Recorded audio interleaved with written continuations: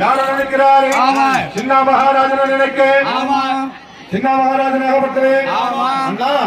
நீ யாரும் பயப்படாதே, நான் இருக்கிறேன் அப்படின்னு ஓடோடி வந்து என்ன நினைக்கலாம், எதுக்கும் பயப்படாத, அங்கே ஒரு நான் உன்னை எப்படியா காப்பாத்தி விட்டுறேன் அப்படின்னு சின்ன மகாராஜனா சொல்லி தரப்போவேன்.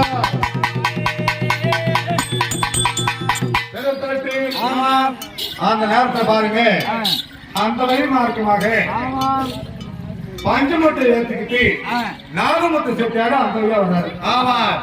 ஆனா அந்த கைடு மரத்துக்கு எந்த முத்தா இருந்தாலும் ஒரு முத்து தான் தேவை. அது நாகமுத்தா இருந்தா என்ன, காத்த முத்தா இருந்தா என்ன, பார்த்தா சின்ன ஏமாத்தி இந்த பஞ்சு மட்டும் ஏற்றிட்டு வந்தா நாகமுத்து செட்டியாரு.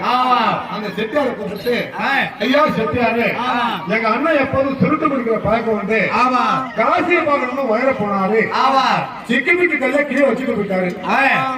நீ காசு தலை பண்ணிக்கிட்டு காசி ஓசையில பாக்கணும், காசு தலை பண்ணிக்கிட்டு காசிக்கு போகணும், இங்க இருந்து ஓசிலே நீ காசி பார்க்கலாம்.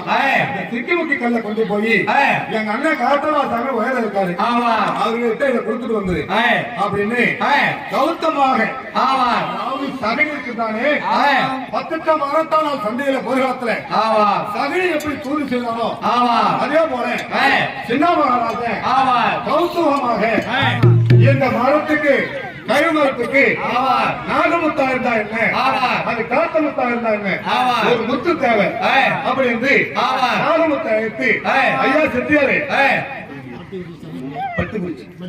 மட்டிகுறிச்சி கிராமத்தில் வாழ்ந்து வரக்கூடிய நல்ல பிள்ளை நல்லாத்தூர் மாரிமான் பேர்னாலையும்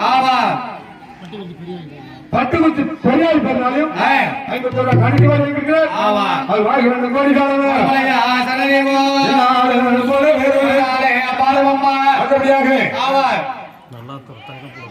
அதாவது நல்லாத்தூர் தங்கப்பிள்ளை கொடுத்து செல்லமுத்து சின்னசாமி பேர்களுக்கு கணக்கு வரவேற்கிறார்.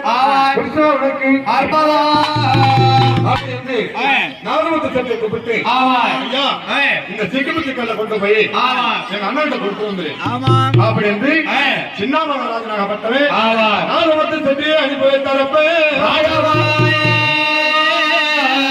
அந்த நேரத்தில்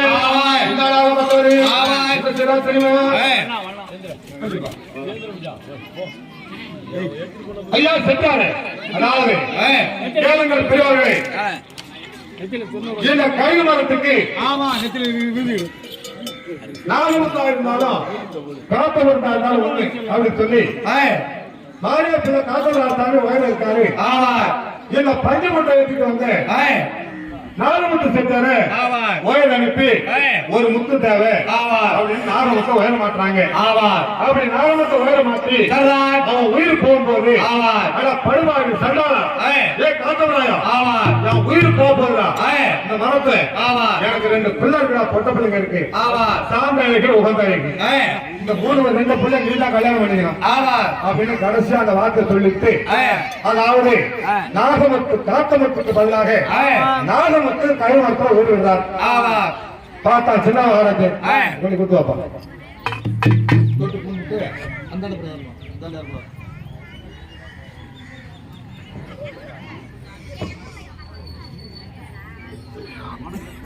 கையில மாட்டிடா.